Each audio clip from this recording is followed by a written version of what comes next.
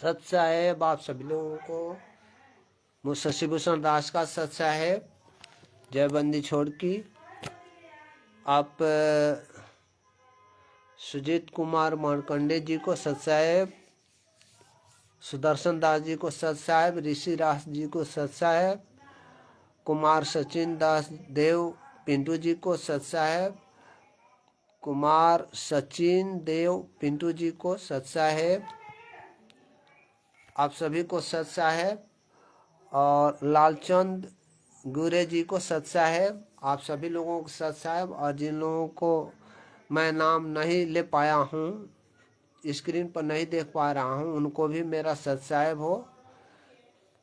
और आप सभी परमात्मा की दया से इस लाइव से जो जुड़े हुए हैं उन सभी को मैं प्रार्थना करूँगा कि आप अपने अपने ग्रुपों में इस को शेयर कर दें ताकि अधिक से अधिक लोगों तक पहुँचे। और मैं यही प्रार्थना करूँगा। और अपनी बातें रखने से पूर्व मैं मंगलाचरण करके और अपनी बातें आप लोगों के समक्ष रखूँगा। जय सत साहेब। ग्रीम नमो नमो सतपुरुष को नमस्कार गुरु की नहीं, सुर नर मुनि जन साधवा संतो सर्वस दीनहि, सतगुरु साहेब दंडोतम प्रणामे, आगे पीछे मजवे तिनको जा कुर्बाने, नराकार निर्विषम काल जाल भय भंजनम, निर्लेपम निज निर्गुणम अकल अनुभव सुंदो नाम, सोहम सुरति समाप्तम सकल समाना नीरत लय, उजल हिरंबर हरदम बेपरवाह था है, बार पार नहीं अनंतम, गरीब जो सिमरत सिधोई, गणनायक गलताना करो अनुग्रह सोई, पारस पद परवाना आदि गणेश मनाऊं, गणनायक देवन देवा चरण कमल लोलाऊं, वादि अंत करऊं सेवा, परम शक्ति संगीतम, रिधि सिद्धि दाता सोई, अविगत गुणे अतीतम, सत्य पुरुष निर्मोही, जगदम्बा जगदीशम, मंगल मूर्त मुरारी, तन मन अर्पु शीशम, भक्ति मुक्ति भंडारी, सुर नर मुनि जन दावे, ब्रह्मा विष्णु महेशा, शेष सहस मुख गावे, पूजय आदि गणेशा, इंद्र कुबेर सरीखा, वरुण धर्म राय धावे, सुमरथ जीवन जी का, मन इच्छा फल पावे, 33 कोटि अधारा, धावे सहस 88, उतरे भव जल पारा, कटी है यम की फांसी, 33 कोटि अधारा, धावे सहस 88, उतरे भव जल पारा, कटी है यम की फांसी। सत साहेब जय बंदी छोड़।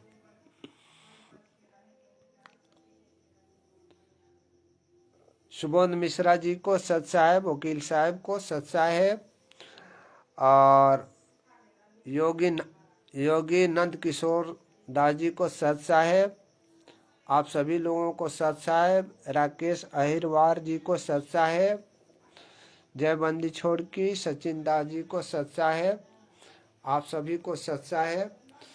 और आप सभी से मेरी प्रार्थना पुनः होगी कि आप लोग अपने अपने ग्रुपों में इस वीडियो को शेयर कर दें ताकि अधिक से अधिक लोगों तक पहुँचे और इस बात को जो मैं रखना चाह रहा हूँ वो बात अधिक से अधिक लोगों तक पहुँचे। तो आज का विषय जो है वो मतलब बहुत ज़्यादा विषय ये नहीं है। और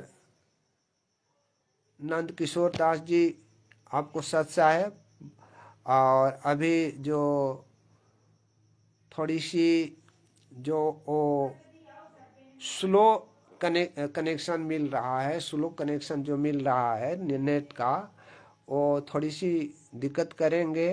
एक लालचंद गुरे जी हैं, उनको भी सत साहेब, गौरव जोशी जी को भी सत साहेब, आप सभी लोगों को सत साहेब। तो ये करेंगे। अब मैं आपको आप सभी को ये मतलब बात रखना चाह रहा हूँ कि संत रामपाल जी महाराज के विरोध में आप लोगों को तो जानकारी होगी कि कुछ चंद लोग जो संत रामपाल जी महाराज से ईर्ष्या करते हैं, जो गुरु जी से विरोध करते हैं, उन्होंने एक लखनऊ हाई कोर्ट में रिट दायर किया था। रिट के संबंध में तो हम पिछले भी बहुत बार से चर्चा करते आ रहे हैं, लेकिन उसमें रिट में 4 तारीख के पहले का एक तिथि निर्धारित था। वह तिथि जो था वह बता देते हैं आप लोगों को।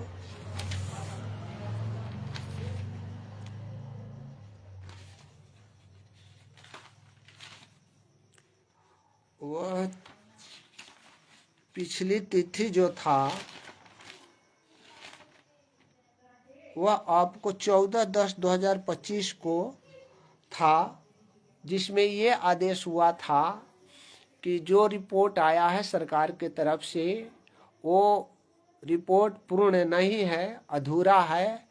इसलिए वो जो वहाँ का अटॉर्नी जनरल होता है, उन्होंने ये कहा कि हम पूरक अपना अफिडेविट देंगे। इसके लिए उन्होंने समय मांगा था।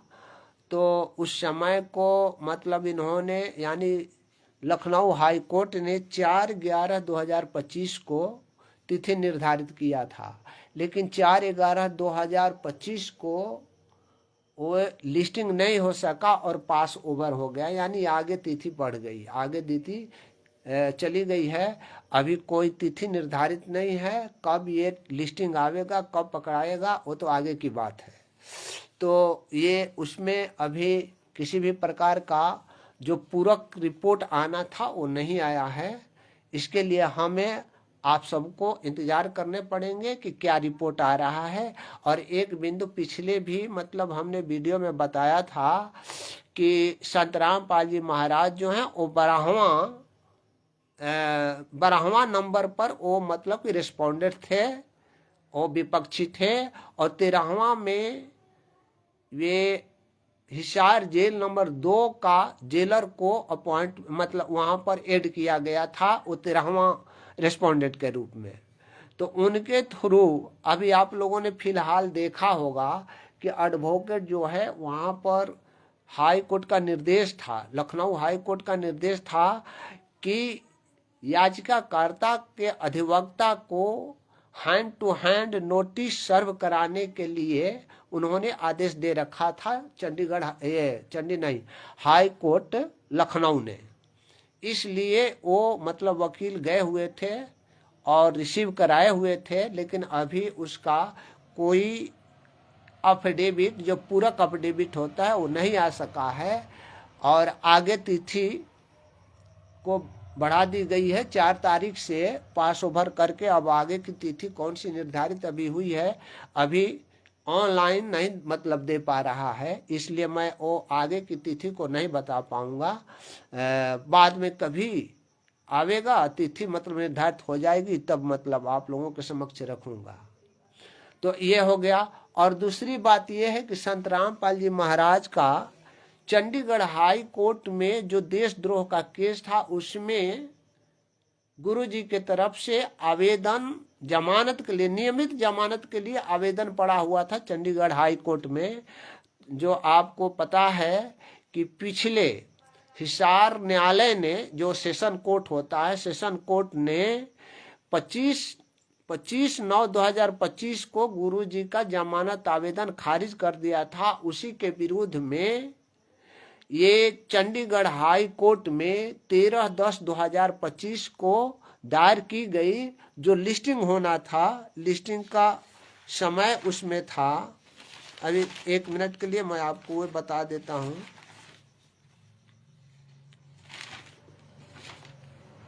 हाँ, वे जो था वो भी 6/11/2025 को निर्धारित था लिस्टिंग के लिए।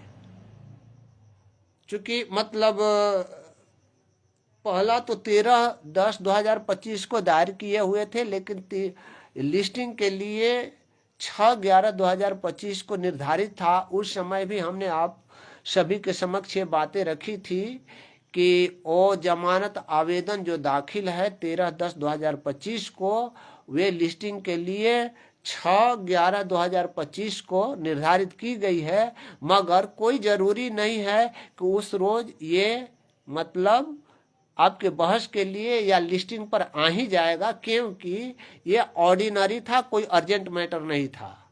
ये ऑर्डिनरी लिस्टिंग पर रखा गया था और ऑर्डिनरी में 257 नंबर पर था, जो कि नहीं पकड़ा पाया। 6/11/2025 को ये केस नहीं पकड़ा पाया, तो अगली तिथि इसमें निर्धारित हो गई है। वह तिथि 14/1/2026 को निर्धारित हुई है, यानी 2 माह के बाद में, यानी 14 जनवरी 2026 को डेट निर्धारित कर दी गई है।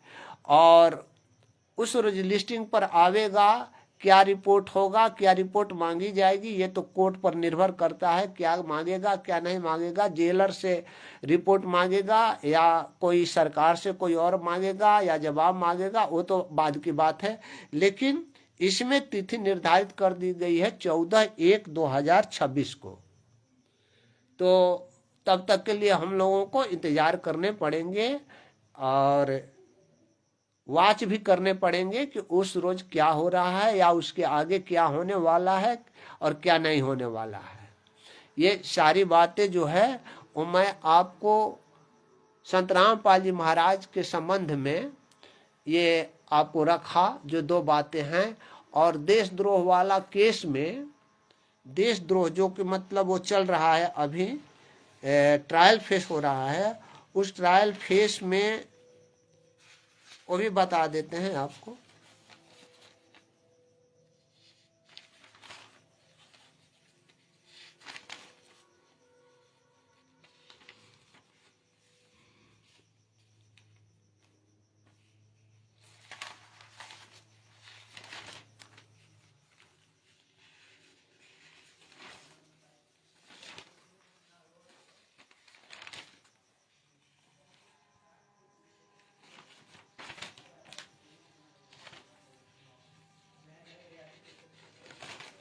हाँ, इसमें है आपका कि मतलब वो पिछली बार जो डेट निश्चित थी, उस निश्चित डेट पर मतलब ये कोई भी गवाह नहीं आ पाया था, गवाही नहीं हो पाई है।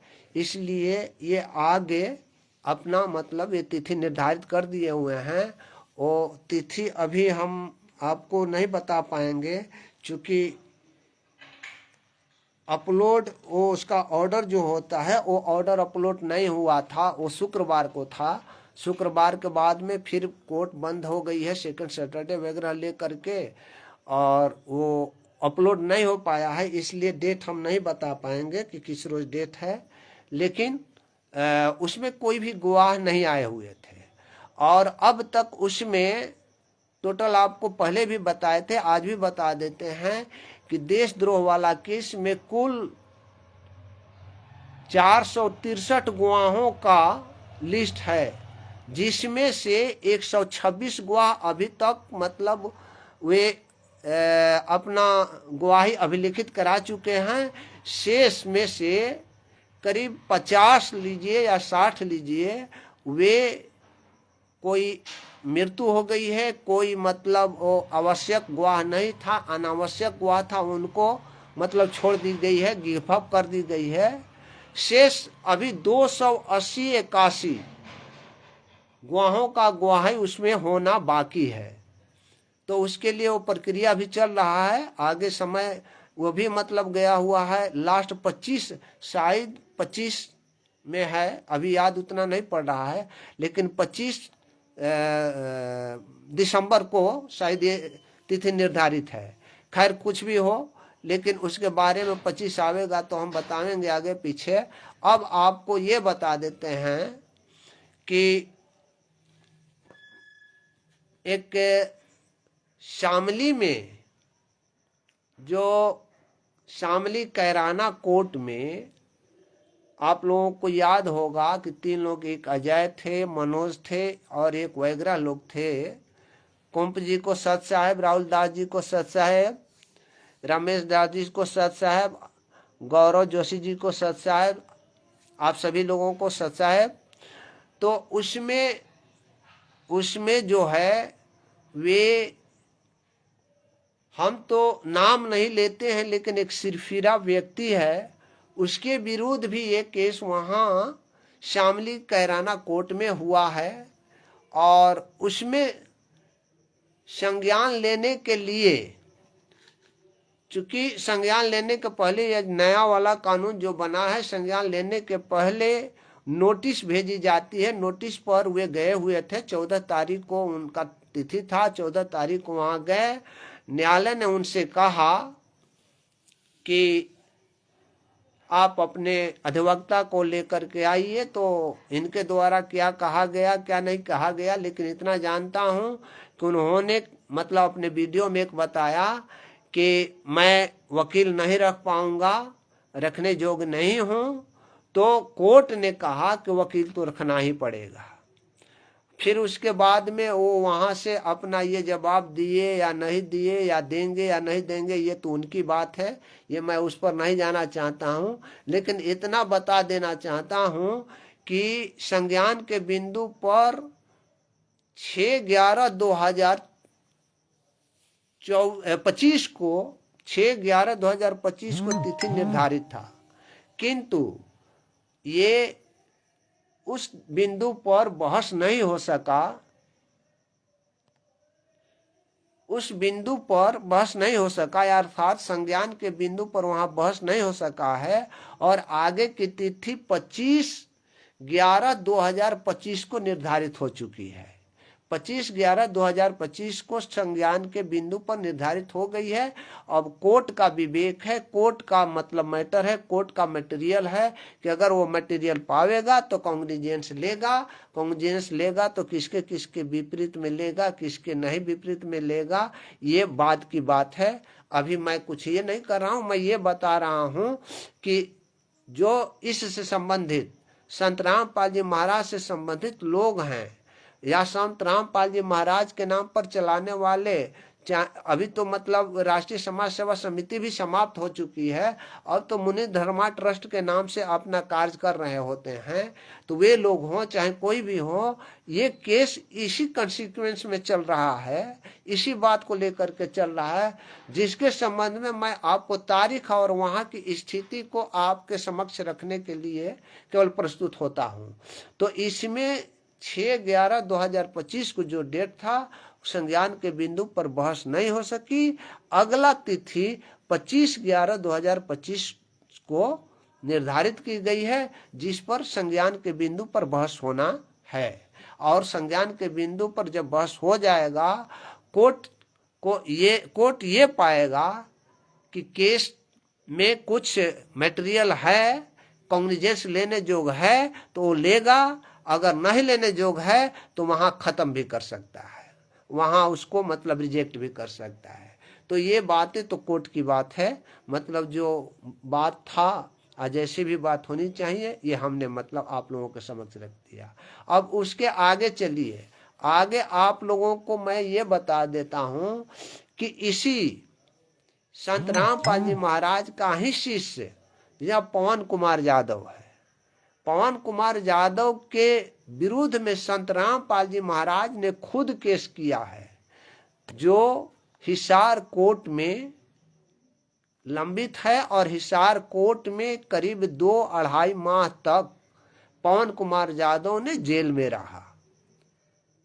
और उसका जो केस है वह संत रामपाल जी महाराज द्वारा इसलिए किया गया था कि संत रामपाल जी महाराज का फोटो वो अखबार में चित्र छपवा करके लोगों को ये करके और पैसे उपार्जन करने का जो कार्य कर रहा था, उसी बिंदु पर ये केस है।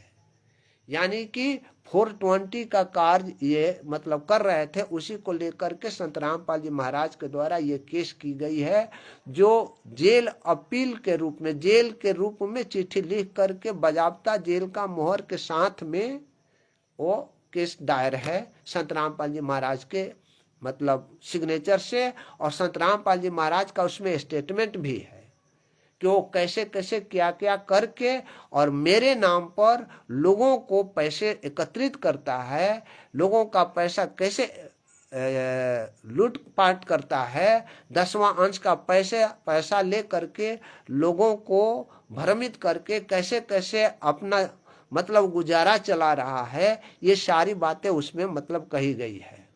उनका एक साथी भी था उसमें जो वो कैथल का रहने वाले थे, उनका नाम तो मैं जानता भी था लेकिन अभी फिलहाल भूल रहा हूँ। वो उनका नाम जो था वो आगे याद आएगी तो बोलेंगे। तो वे भी इसमें मतलब गवाह थे और उन्होंने स्वीकृत किया है कि हाँ उन्होंने मुझे पैसे दिए हुए थे और ऐसे ऐसे इतने इतने पैसे दिए हुए थे और वे किए हुए थे। तो वे गवाह हुआ जो हैं वे सब लोग। ये केस जो है वह हिसार कोर्ट में चल रहा है और इसमें आपको एविडेंस के लिए चल रहा है। तो आप लोगों को मालूम होगा कि वो एविडेंस में ये जो चल रहा था तो इसके समक्ष दो बातें आ जा रही थी। वो पवन कुमार जाधव का जो ये केस चल रहा है हिसार कोर्ट में, तो उसके पास सांप छुछुंदर की हालत इसलिए चल रही थी, को नहीं जाता था तो बेल कैंसिल होता था, फिर जेल जाना होता, और वो वहां जाने के बाद में इसको कहे लोग दबाव दिए चाहे जैसे भी हो कि तुम कंप्रोमाइज कर लो, नहीं कंप्रोमाइज किया तो मारपीट आप लोगों ने देखा होगा। ये तो बच गया लेकिन इसके साथ में जाने वाले लोग मारपीट किए और मारपीट खाए पिए थे। तो ये मतलब वहां चल रहा है, गवाही में चल रहा है, जो कि 6/11/2025 जो कि ये 12/8/2025 को लंबित था गवाही के लिए। ये जो हिसार कोर्ट में जो संत रामपाल जी महाराज ने इसके विरुद्ध में किया है, वे 12/8/2025 को गवाही के लिए निर्धारित था, किंतु उस रोज कोई भी गवाह टर्नअप नहीं हुआ। अब ये क्यों नहीं टर्नअप होते हैं, कारण क्या है, और कंप्रोमाइज करने के लिए दबाव या मारपीट वगैरह करते हैं, ये बड़ी सोचने की बात है भक्तों के बीच में कि कारण क्या है। कारण क्या है कि गवाही भी नहीं दे पा रहे हैं और गवाही नहीं देने के बाद में वो कंप्रोमाइज करने की बात कर रहे हैं, तो कंप्रोमाइज में मारपीट तक से भी हो जा रहा है। तो इसका कारण क्या है, ये जानने और सोचने की मतलब विषय है। तो भरत दास गैरी जी को सत साहेब, वर्मा त्रिभुवन दास जी को सत साहेब, आप सभी लोगों को सत साहेब। तो ये है, तो वे पवन कुमार जाधव के विरुद्ध में अभी जो हिसार कोर्ट वाला जो संत रामपाल जी महाराज ने किया है, उसमें गवाही के लिए अब अगली तिथि 26/2/2026 को निर्धारित हो चुका है। 26/2/2026 को हिसार कोर्ट में जो संत रामपाल जी महाराज ने केस किया है, उसमें गवाही के लिए यह तिथि निर्धारित है। और दूसरा, इसी पवन कुमार जाधव के विरुद्ध में दूसरा केस बहादुरगढ़ कोर्ट में हुआ है। वो बहादुरगढ़ कोर्ट में इसका चार्ज फ्रेम हुआ 14/10/2025 को चार्ज फ्रेम हुआ। उसके बाद में गवाही के लिए 14/5/2026 को तिथि निर्धारित कर दी गई है। ये बहादुरगढ़ कोर्ट में केस करने वाला चांद राठी वे पवन कुमार जाधव के विरुद्ध में इस बिंदु पर कहा था कि वो ये किसी बात को लेकर के वो कोई थी था संत थे या उनका मतलब पौराणिक कथा वगैरह को लेकर के उनके जयंती में या उनके प्रोग्राम में ये चले गए थे। उसी संबंध में पवन ने उनके विरोध में बातें कही थी। उस बात को लेकर के ये चांद राठी ने इनके विरोध में बहादुरगढ़ कोर्ट में ये केस किया था, जो 14/10/2025 को। इसमें एक दिन जेल भी गया था, लेकिन चूंकि नए कानून के अनुसार में उसको छोड़ देना था, तो छोड़ करके अब ये हुआ। उसके बाद में ये जमानत कराया। जमानत कराने के बाद में चार्ज इसका फ्रेम हुआ उसी रोज, जिस रोज इसका मतलब जमानत हुआ उसी रोज इसका चार्ज फ्रेम हुआ 14/10/2025 को। और गवाही के लिए तारीख निश्चित किया गया है, वह कोर्ट द्वारा 14/5/2026 को गवाही के लिए तिथि निर्धारित की गई है। तो ये मतलब 2 केस हुआ। किसके बारे में? पवन कुमार यादव के बारे में। तीसरा केस इसी पवन कुमार यादव के बारे में, तीसरा केस मेरठ में चल रहा है, लेकिन मेरठ में ये नहीं जा रहा है। अनेकों दिन से समन पर समन, नोटिस पर नोटिस कोर्ट भेज रहा है, लेकिन ये वहां पर उपस्थित नहीं हो रहा है।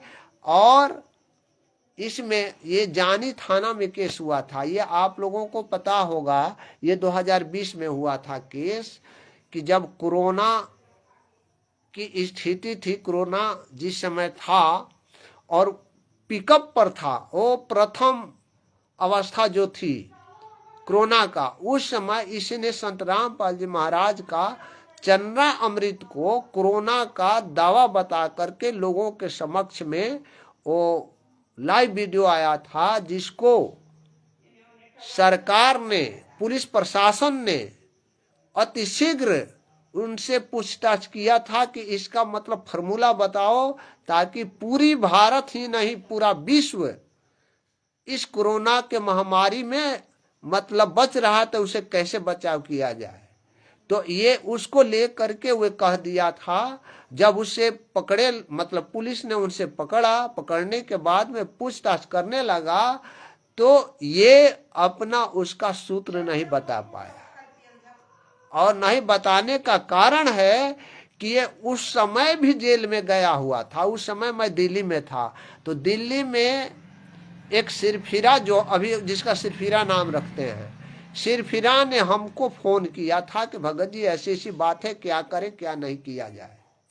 तो वहां पर हम लोग बातचीत कर और करके, और इसको यानी पवन कुमार यादव को मेरठ में रहने वाले भगतगण मतलब इसके विरुद्ध थे, और कोई नहीं कह रहा था कि ये 2 और 3 महीना के इधर में आने वाला है। किंतु परमात्मा की दया से कुछ सिरफिरे लोग और हमारे एक बहुत अच्छे अजीज भगत जी, जो हरीश भगत जी हैं, ये सब दौड़ फान करके मात्र 5 दिन में इसको कोरोना के टाइम में बाहर निकाले हुए थे।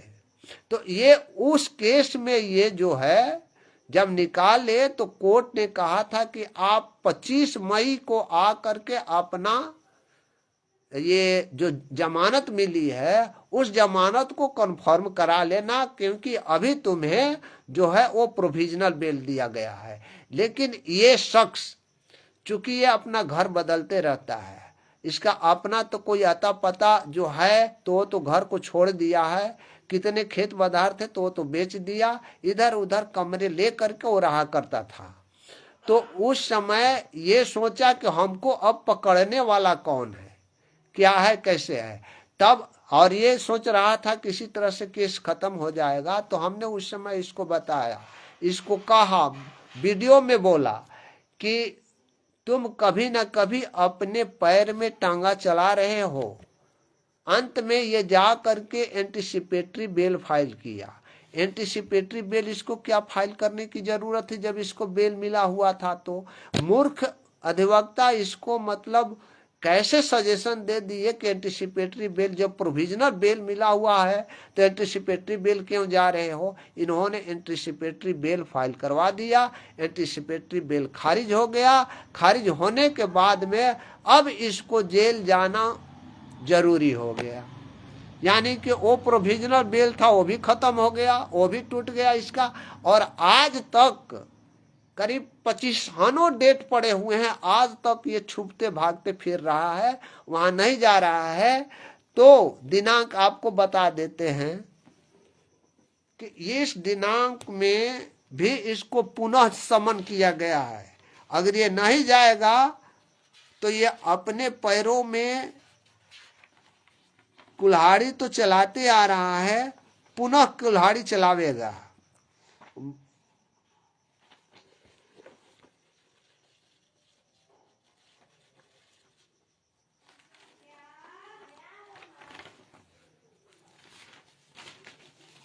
देखिए, इसको बताते हैं कि कब से ये समन जारी हुआ है। आप 27/7/2021 को नहीं गया, समन हुआ था। तो 17/9/2021 को नहीं गया, 29/11/2021 को नहीं गया, 21/2/2022 को नहीं गया, 26/4/2022 को नहीं गया, 22/6/2022 को नहीं गया, 20/8/2022 को नहीं गया, 12/10/2022 को नहीं गया, 25/11/2022, 21/2/2023 को नहीं गया, 26/5/2023 को नहीं गया, 10/8/2023 को नहीं गया, 2/11/2023 को नहीं गया, उसके बाद में 10/1/2024 को भी नहीं गया। पुनः वहां पर कोर्ट ने समन जारी किया। फिर 29/3/2024 को भी नहीं गया, 15/5/2024 को नहीं गया है, 13/8/2024 को भी नहीं गया, 11/11/2024 को नहीं गया, 24/1/2025 को नहीं गया, 16/4/2025 को नहीं गया। तब 14/7/2025 को कोर्ट ने इसको समन जारी किया है। उसके बाद में 29/9/2025 को पुनः समन जारी किया है और अगली तिथि 24/12/2025 को निर्धारित किया है इस पवन कुमार यादव को उपस्थित होने के लिए। लेकिन ये नहीं जा रहा है और इसके नहीं जाने से वो केस खत्म होने वाला नहीं है।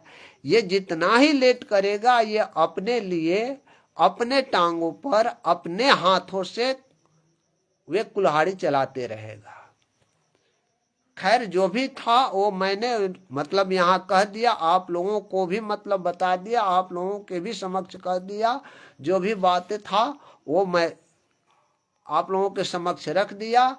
और गुरु जी के बारे में तो आप लोगों से हमने रख दिया कि 6/11/2025 को गुरु जी का जमानत का आवेदन जो है वो लिस्टिंग नहीं हो सका और उसमें तिथि जो है 14/1/2026 को निर्धारित हुई है। और तब तक के लिए हम लोग इंतजार करेंगे। और मदन लाल जी को सत साहेब, सुमन कनवार जी को सत साहेब, आप सभी लोगों को सत साहेब। मैं आज बस इतना ही छोटा सा समय लेकर के आया था और बृहद रूप से बाद में बातचीत करेंगे। क्योंकि देशद्रोह वाला केस में अभी जो आदेश हुआ है वो पिछली तिथि पर जो शुक्रवार को था, वे छुट्टी के कारण में मतलब वो आदेश अपलोड नहीं हो पाया था, इसलिए मैं उसका विस्तृत चर्चा नहीं कर पाऊंगा। इसलिए हम जो हमारे समक्ष था, जिसका डेट तारीख वगैरह अपलोड हो चुके थे, जिसकी जानकारी हमें मिल चुकी थी, आप लोगों के समक्ष रख दिया। और अब मेरा जो मतलब अपना मत है, मैं अपने मत को किसी पर थोपना नहीं चाहता हूं। मैं अपना विचार केवल व्यक्त करता हूं कि हम ये सोचते हैं कि संत रामपाल जी महाराज ने एक शब्द कहा है और लिखा भी है, शायद वो किताब है कबीर सागर का सरलार्थ, पेज नंबर 78 शायद है, हमने सुना है। उसमें भी लिखा हुआ है और आपको ये यथार्थ ज्ञान बोध करके है ये किताब, एक ठो भक्ति यथार्थ बोध, भक्ति यथार्थ बोध किताब, उसमें भी लिखे हुए हैं संत रामपाल जी महाराज कि संत रामपाल जी महाराज अपने शब्दों में कहे हैं कि मेरे अलावा और कोई दूसरा गुरु नहीं होगा। और ये जो गुरु हैं संत रामपाल जी महाराज हैं, वे अंतिम गुरु हैं। ये जब तक से इस पृथ्वी पर रहेंगे उनके तरफ से, उनके द्वारा नाम दीक्षा दी जाएगी। और मेरे न रहने के बाद, यानी सतलोक चले जाने के पूर्व में ये व्यवस्था की जाएगी जो CD DVD वगैरह से दी जाएगी, और इसके लिए व्यवस्था की जाएगी। तो अब हमको यहाँ ये समझना है, ये जानना है, इस पर हमें चर्चा करनी चाहिए। जहाँ तक मेरा विचार है कि आखिर संत रामपाल जी महाराज किसको प्राधिकार देने वाले हैं, किससे मतलब वो प्राधिकार दे करके नाम दीक्षा दिलवाने वाले हैं CD DVD से। वह कौन है, क्या है, कैसे है, इसके संबंध में हमें उस परमात्मा से प्रार्थना करनी चाहिए कि परमात्मा जितना जल्दी हो सके वो जेल से बाहर आने का दया करें। और हम सभी लोग जो अभी कुछ लोग भ्रम फैला रहे हैं, हम खुद भ्रमित हैं, उस भ्रम को दूर करने में आप ही सक्षम है। अति शीघ्र जेल से बाहर आने का, या वो अज्ञातवास में जो हैं उस अज्ञातवास को समाप्त करके और हम लोगों के बीच में आ करके अपने मुखार बिंदु से ये हमें संदेश दे दें कि कौन आप लोगों को ये CD DVD से नाम दीक्षा देगा जो परमात्मा को प्राप्ति होगा। ये हम लोगों को ये आवाज उठानी चाहिए, इस पर हमें बातचीत करनी चाहिए, इस पर हमें चर्चा करनी चाहिए सारे भक्तों को, क्योंकि ये हमारी वाणी नहीं है, ये हमारे गुरु जी का वाणी है कि हमें जो व्यवस्था करना है CD DVD से, क्योंकि ये तो ज्ञान चलेगा हजारों वर्ष, लाखों वर्ष हैं। तो ये हजारों लाखों वर्ष जो है वो CD DVD से देने वाला अधिकारी कौन होगा, किसको हमारे गुरुजी अधिकारी बनाएंगे? क्यों? क्योंकि यहाँ पर एक आप लोगों को सोचने और समझने की बात ये होगी कि एक केस में गुरुजी को जो जमानत मिली हुई है उसमें ये कहा गया है कि आप धार्मिक अनुष्ठान नहीं कर सकते हैं, सत्संग नहीं कर सकते हैं, लोगों के भीड़ भड़ाके का जम जमावड़ा नहीं कर सकते हैं, उसमें भाग नहीं ले सकते हैं। तो यहाँ पर एक बिंदु अवश्य निश्चित उत्पन्न हो जा रहा है कि आखिर ये मार्ग तो रुकेगा नहीं। तो फिर उस CD और DVD से नाम दीक्षा देने का अधिकारी कौन होगा, जब तक से हमारे गुरु जी इस बात को हम भक्तों के बीच संदेश रूप में नहीं देंगे, अपने मुखार बिंदु से किसी को प्राधिकृत नहीं करेंगे, तो हम आलू टमाटर की तरह कहीं कहीं से खोज करके कहीं कहीं से ले करके चले जाएं तो हमें कोई फायदा होने वाला नहीं है। यह हमारा अपना विचार है, और आप सभी लोगों का क्या विचार है इसके संबंध में तो मैं नहीं कहूँगा, लेकिन मैं ये बात विचार इसलिए रख रहा हूँ ताकि गुरु जी ने ऐसा शब्द बोला है तो हमें इस बिंदु पर खोज करनी चाहिए, हमें इस बिंदु पर अपना ध्यान एकत्रित करनी चाहिए कि गुरु जी किसको अपना अधिकार जो है वो जो देते हैं वह कौन व्यक्ति है, इसका पुष्टि गुरु जी ही करेंगे, और गुरु जी को आना इसके लिए मस्ट है। तो हम सभी को मिल करके गुरु जी से प्रार्थना भी करेंगे, गुरु जी से मतलब दया का भीख मांगेंगे। ये हमें करना है, हमें गाली गलौज मारपीट किसी पर शान शौकत दिखा करके ये कार्य नहीं करने हैं, क्योंकि ये मार्ग ही नहीं है। ये धक्का का गुरु जी ने तो कहा ये धक्का का मार्ग ही नहीं है, ये तो मार्ग है ज्ञान का। हम ज्ञान पर चलेंगे तो गुरु जी ने जो ये बातें बताया है, गुरु जी ने ये बातें कहा है कि वो व्यवस्था की जाएगी, तो व्यवस्था तो सतलोक जाने के पूर्व ही न करेंगे। तो इस पर हम लोगों को आवाज उठानी चाहिए। परमात्मा के लिए मतलब बाहर आने के लिए चाहे जैसे भी हो, जिस प्रकार से हो, वो उनसे अर्ज करनी चाहिए कि हमारा कल्याण हो सके, हम भाई बहनों का कल्याण हो सके और हमारे जीवन सफल हो सके, इसके लिए हमें काम करनी चाहिए। तो हमारा ये मतलब अपना विचार था। ये मैं आप सभी पर विचार नहीं थोप रहा हूं, सबका विचार है जो भी विचार है, लेकिन वो परमात्मा के ज्ञान के अनुसार हर लोग को चलना चाहिए। और किसी के बहकाव में आ करके, किसी के कहाव में आकर के, चाहे मैं हूं, चाहे अन्य लोग हों, चाहे कोई भी हो, वे कार्य नहीं करने हैं। हमें उस रूप में क्रांति करने हैं, हमें उस रूप में आंदोलन करने हैं कि हमारे गुरु जी ने हमें ज्ञान क्या दिया है, उस ज्ञान का आंदोलन हमें करना है। हमें इस बात को आंदोलन नहीं करना है कि इसको गाली दे करके दबा दो, उसको मार करके दबा दो, उसको साले माले करके मतलब बता दो, है चाहे उसका मतलब जो भी है ये करके खोल दो। ये हमारे गुरु जी का ज्ञान नहीं है। हमारे गुरु जी का ज्ञान है कि तुम जिहाद करो। जिहाद मतलब क्या? तुम अपनी आवाज उठाओ, तुम अपनी जो ज्ञान का मार्ग है वो मार्ग को लोगों तक बताओ।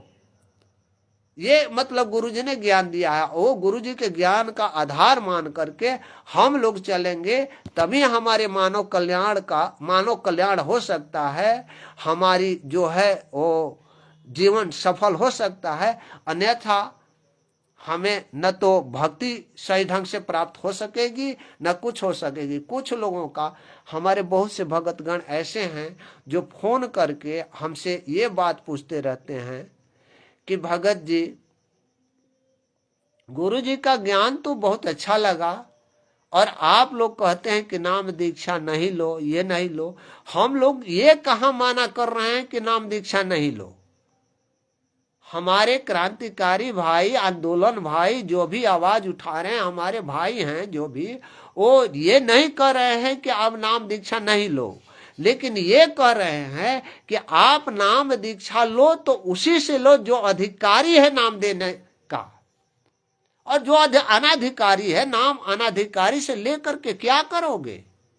जहां से तुम चले हो वहीं रहोगे, तो फिर नाम दीक्षा अनाधिकारी से लेकर के क्या करोगे? हमारा ये मतलब कहना ये नहीं है कि आप नाम दीक्षा नहीं लो, नाम दीक्षा लो, लेकिन मगर वो गुरुजी ने जो बताया है कि जब आपको ज्ञान हो जाए, आपको ये समझ में आ जाए, तब आप उस बाखबर संत का या तत्वदर्शी संत का तू खोज कर, और खोज कर जहां कहीं भी मिल जाए तो विनम्र भाव से प्रश्न करने से वो आपको गुप्त मंत्र बताएगा और आप सदा सदा के लिए सनातन धाम को प्राप्त हो जाएंगे। हम कहाँ कह रहे हैं कि तुम नाम दीक्षा नहीं लो? नाम दीक्षा लो, लेकिन किससे लोगे? तो भगत जी डीवीडी से मीडी से दे देते हैं लोग, तो गुरु जी ही डीवीडी से देते हैं, ऐसा लोग कहते हैं। तो मैं उनसे ये कहता हूं कि जो वो डीवीडी से देते हैं, जो वो चिप्स से देते हैं, वो चिप्स भी तो मेरे पास है, तो आकर के मेरे से ही ले लो। ले लोगे तो क्या हो जाएगा? तो मेरे से नहीं लेंगे, वो लेंगे किन से?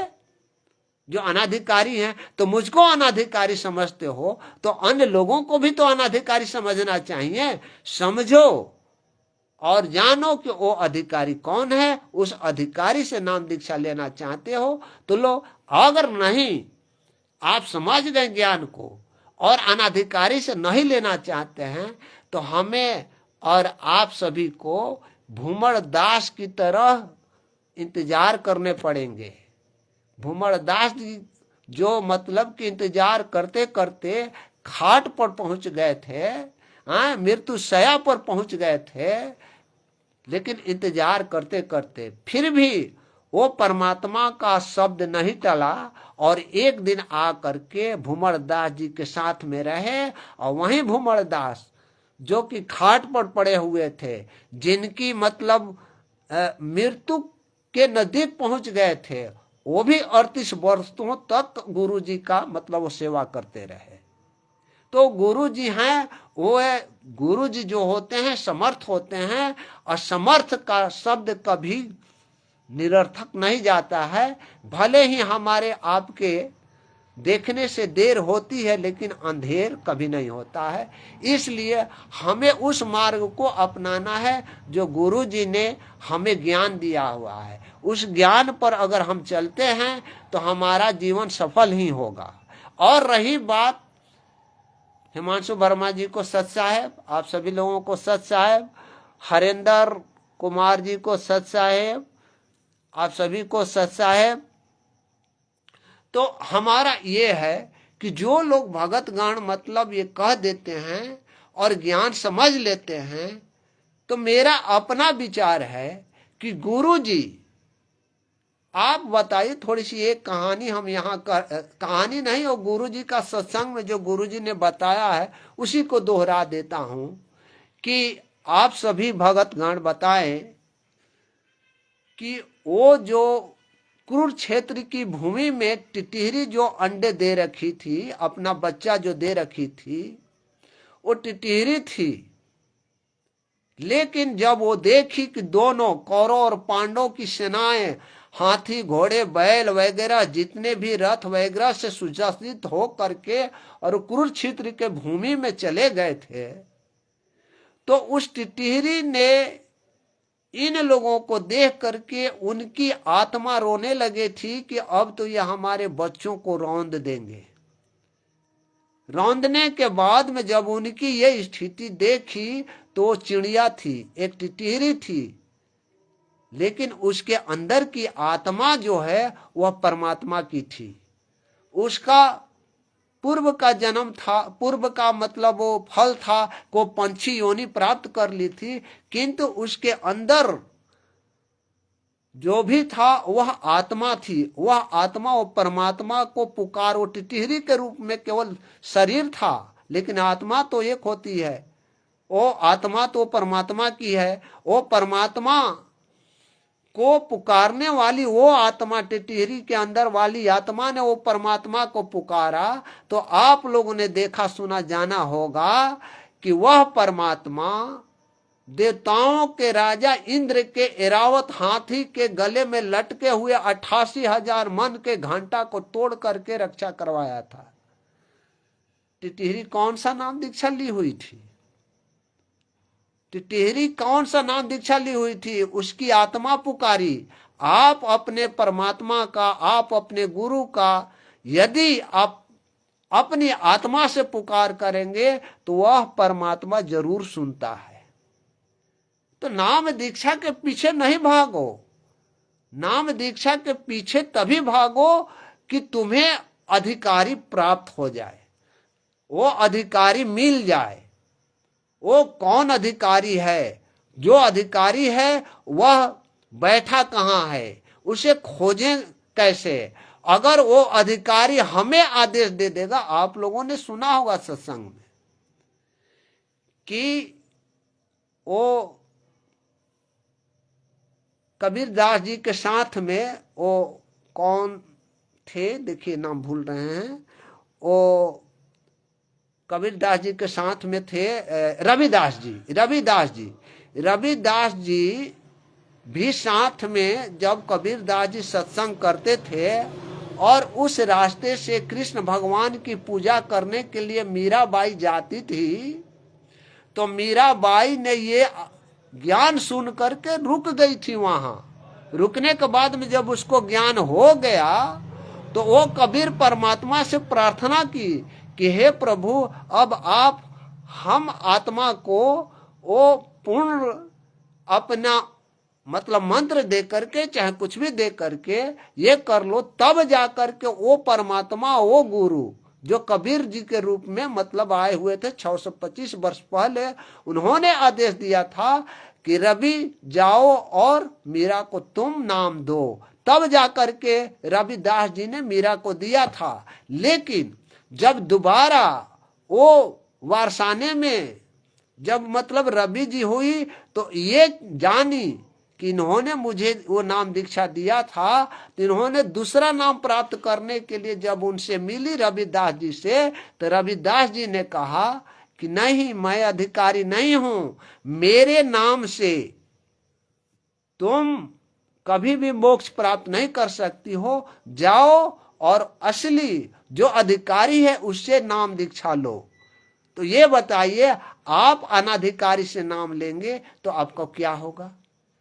ये तो गुरुजी ने सारा कुछ बता दिया। गुरुजी को ज्ञान में कौन सी बातें छोड़ दिया है जो आप लोग हमको फोन करके और पूछने लग जाते हैं कि फिर कहाँ ले, कैसे ले, किनसे ले, कौन से ले। आपको जानना चाहिए कि अधिकारी कौन है, और अधिकारी कौन है संत रामपाल जी महाराज हैं।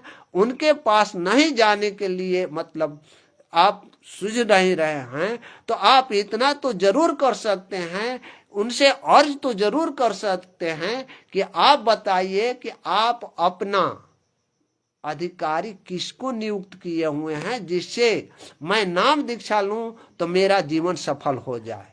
इस पर हमें कार्य करनी चाहिए। मेरा यह अपना विचार है, आप लोगों पर मैं ये थोप नहीं रहा हूं। जो समझ में आ रहा है, हो सकता है कि इस ज्ञान के संबंध में मुझसे गलती भी हो जाए, तो वो गलती आप लोग कहिएगा, हमें बताइएगा, ताकि मैं अपनी गलती को सुधार करने के लिए अग्रसर हो सकूं। तो मेरा यही है कि हमें इस बिंदु पर चलनी चाहिए कि आखिर वो कौन है जो गुरु जी का अधिकारी नियुक्त करने वाले हैं, और इसकी पुष्टि गुरु जी ही करेंगे। हम और आप पुष्टि नहीं कर सकते हैं, मैनेजमेंट पुष्टि नहीं कर सकता है, कोई भी पुष्टि नहीं कर सकता है। जब भी पुष्टि करेंगे वो संत रामपाल जी महाराज ही पुष्टि करेंगे कि नाम दीक्षा देने का, यानी कि सीडी डीवीडी से देने दिलवाने का। ये क्योंकि गुरु जी ने ही कहा है कि सीडी डीवीडी से नाम दीक्षा चलेगी, है सार नाम भी चलेगा, किंतु इसकी व्यवस्था की जाएगी। तो अब चूंकि गुरु जी के समक्ष ये आ गया है कि यहाँ काल लोक में लोगों द्वारा बंदिश कर दिया गया है कि आप सत्संग नहीं कर सकते हैं, आप भीड़ नहीं जुटा सकते हैं, आप मतलब क्या बोलते हैं, भीड़ का भाग नहीं बन सकते हैं, कोई धार्मिक अनुष्ठान नहीं कर सकते हैं। तो गुरु जी जब भी जेल से निकलेंगे तो ये सब तो उन पर लागू रहेगा। तो गुरु जी को अब ये क्लियर कराने पड़ेंगे। गुरु जी क्लियर करेंगे कि भाई सीडी डीवीडी से नाम दीक्षा लो, तो उनका जो भी अधिकारी होगा उसको वो मतलब सुनिश्चित करेंगे। तो इस पर हमें ध्यान देने होंगे।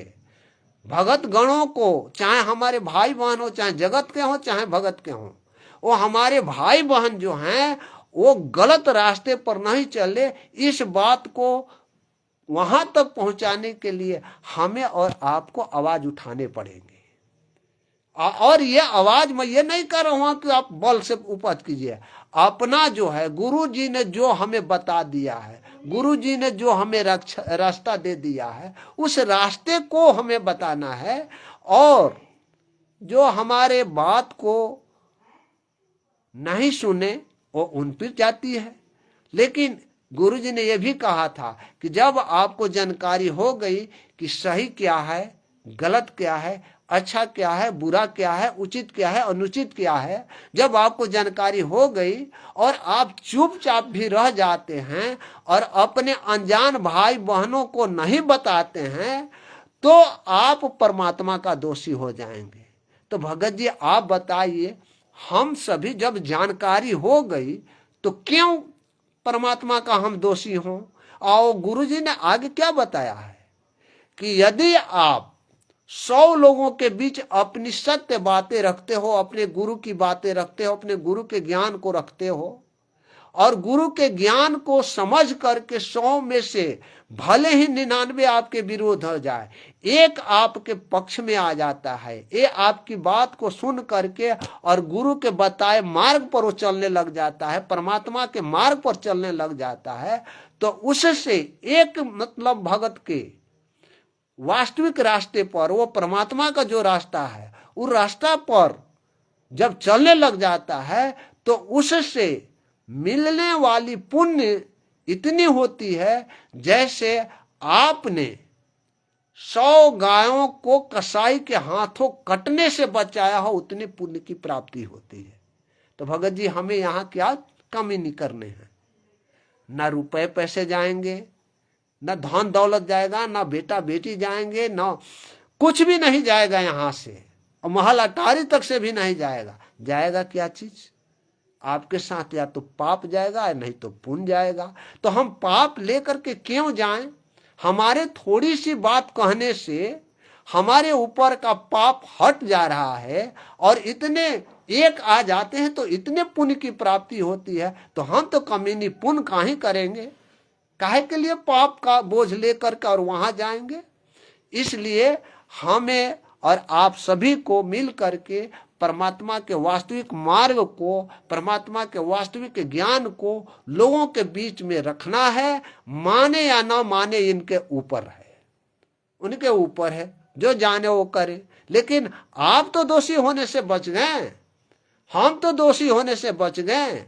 इस बात को लेकर के हम लोग अपनी आवाज उठाएं और एस दास जी को सत साहेब, मुकेश वीर जी को सत साहेब, आप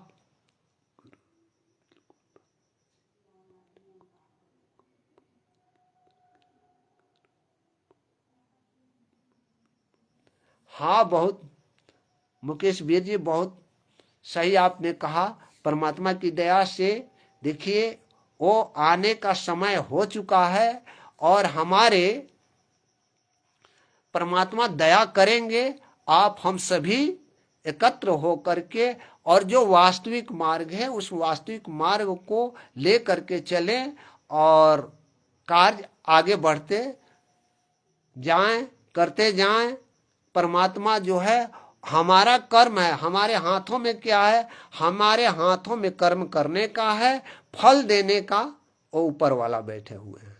हमें कर्म करना है, हम उसका मतलब अधिकारी हैं कि हम अपने कर्म को करें, फल की चिंता हम नहीं करें, क्योंकि फल दूसरा देता है। आप इतना ही सोच लो ना, इस काल लोक में हम अपने बेटा बेटी वगैरह को अच्छे से स्कूलों में देते हैं, पढ़ाते हैं, पैसे खर्च करते हैं, कोचिंग भेजते हैं, सब कुछ भेजते हैं। बेटा बेटी जो भी हो वो लिखता पढ़ता है, लेकिन लिखने पढ़ने का फल किसी और को देने का अधिकार होता है।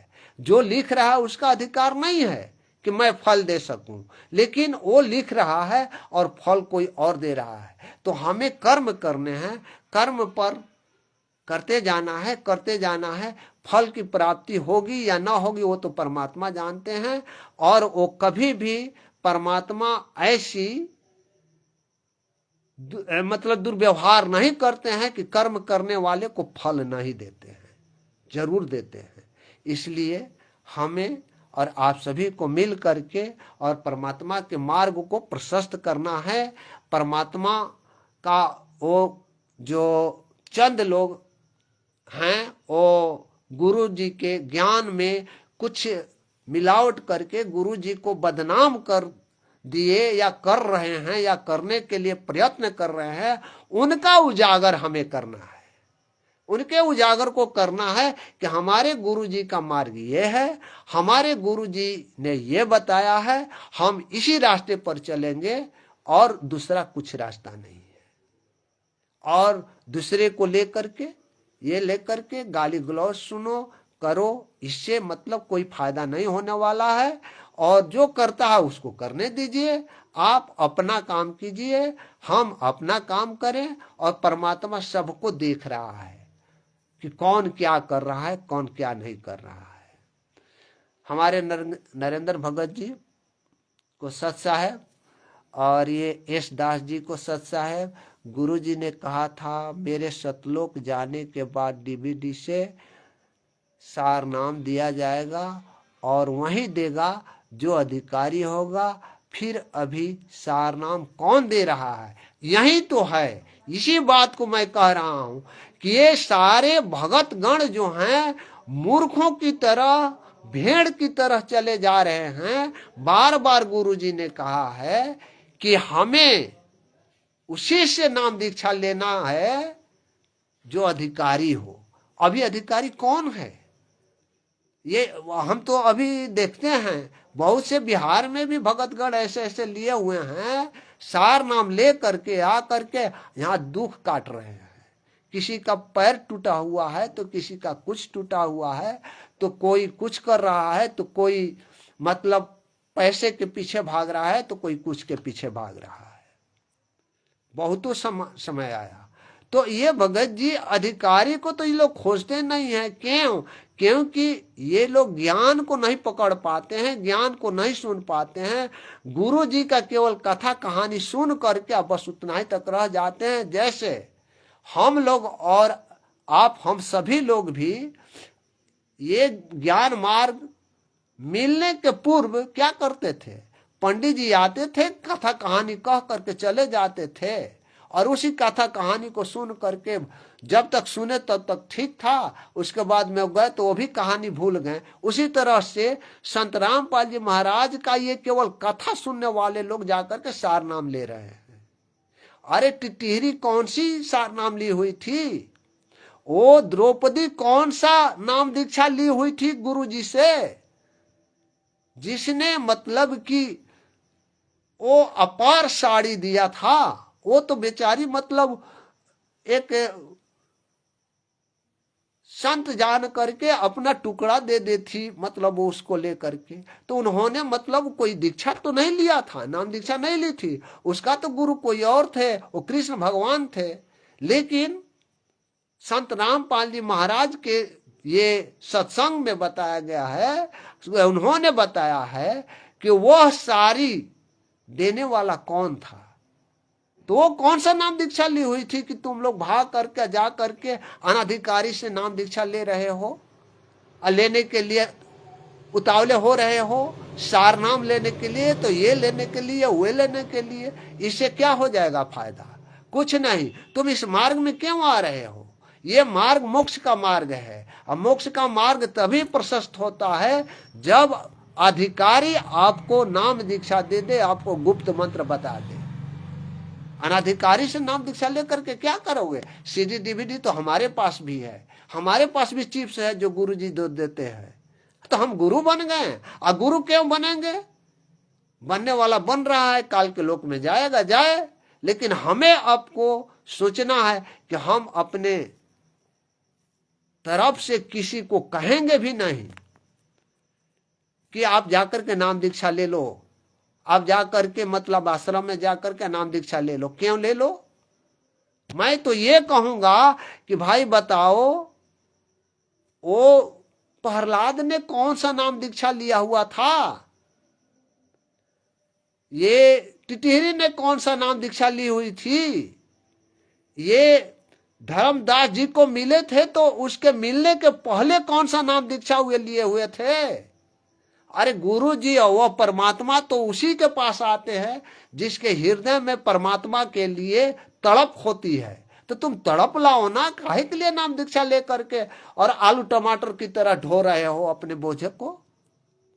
वो किसी से भी आप जितना भी कहानी सुने, जितना भी गुरु जी ने सत्संगों में बताया, चाहे धर्मदास जी हो, चाहे मोलक दास जी हो, चाहे गरीब दास जी हो, चाहे कोई भी दास जी हो, वो नाम दीक्षा नहीं लिए हुए थे, तभी आकर के परमात्मा ने उन लोगों के समक्ष रखा था। क्यों? क्योंकि उनकी आत्मा उस परमात्मा की खोज कर रही थी। और आप खोज कर रहे हो कि कहां से टमाटर की तरह हमें नाम दीक्षा मिल जाए, कहां आलू की तरह हमें नाम दीक्षा मिल जाए, सार नाम मिल जाए। तो इससे हमें क्या फायदा होने वाला है? हमें फायदा होने वाला है कि हम परमात्मा से वो अधिकारी को जानने के लिए, परमात्मा को बाहर आने के लिए प्रार्थना करें, उनके आवाज को, उनके ज्ञान को लोगों तक पहुंचाएं।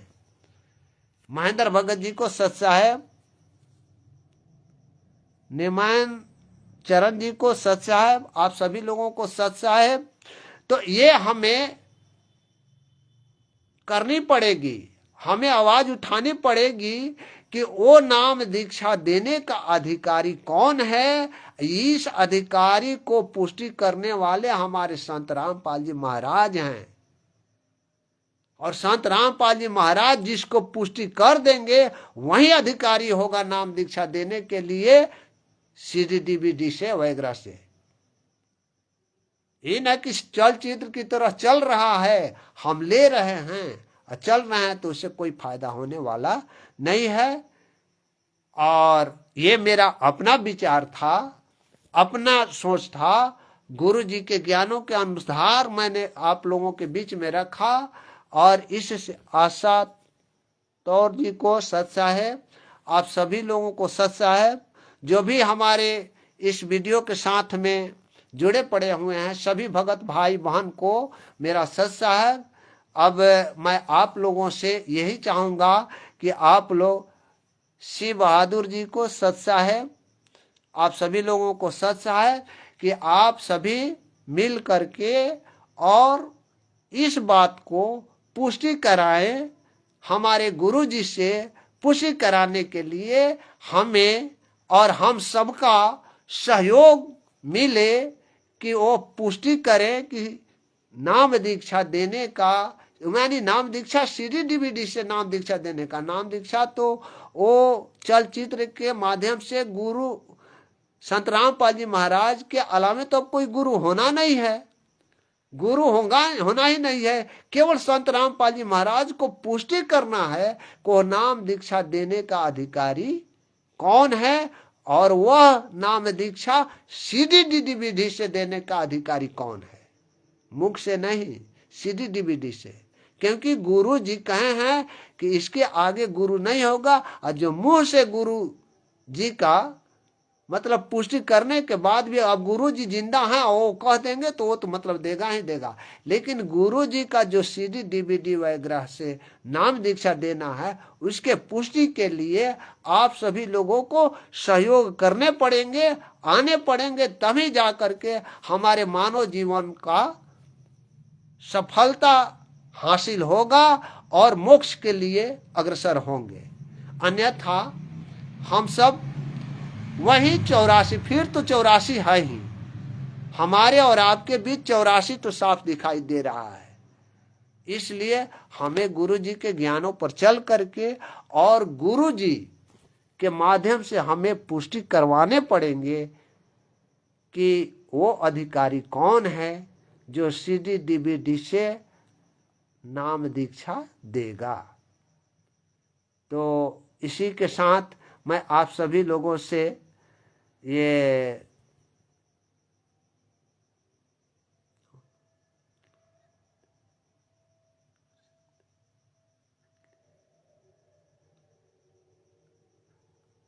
हाँ, हमारे महेंद्र भगत जी बढ़िया बात बोल रहे हैं कि हम सब लोगों को एक साथ मिल करके आगे बढ़ना होगा वो पुष्टि कराने के लिए।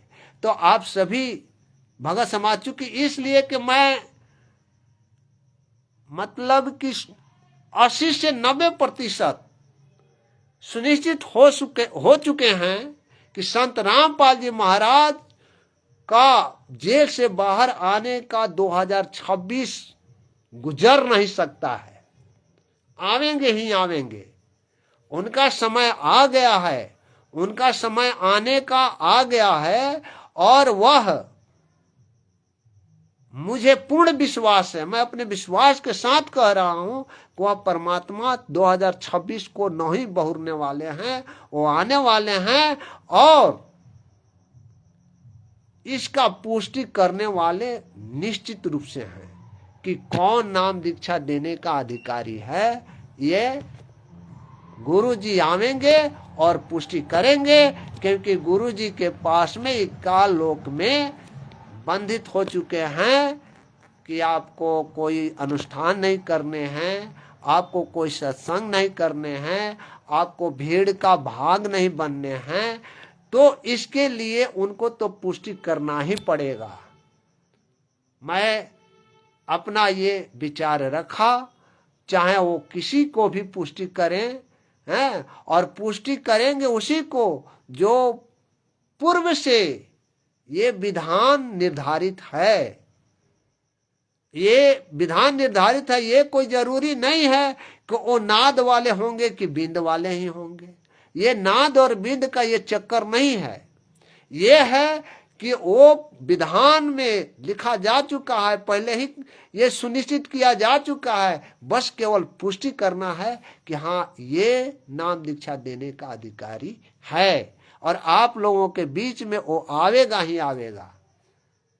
तब तक के लिए हम लोगों को एकत्र होकर के, हम लोगों को एक साथ होकर के उस परमात्मा के लिए, इस बात के लिए, जेल से बाहर आने के लिए, अति शीघ्र से शीघ्र आने के लिए हमें दुआ मांगनी पड़ेगी। परमात्मा के लिए अपने हाथ फैलाने पड़ेंगे, झोली फैलाने पड़ेंगे कि हे परमात्मा, अब बहुत लंबी समय हो गई, अब हमें दया कर दो। तो इस बात को लेकर के हम सभी लोग साथ चलें और इसमें किसी भी पतराम चौहान जी को सत साहेब, आप सभी लोगों को सत साहेब, जो भी जुटे हुए हैं सत साहेब। तो इसी के साथ आप लोग हमें विदा दें। सत साहेब, जय बंदी छोड़ की। ये अंत में हम सभी एक जयकारा के साथ में ये अपना वाणी को विराम करेंगे। बोलिए सत रामपाल जी महाराज की जय हो। सत साहेब।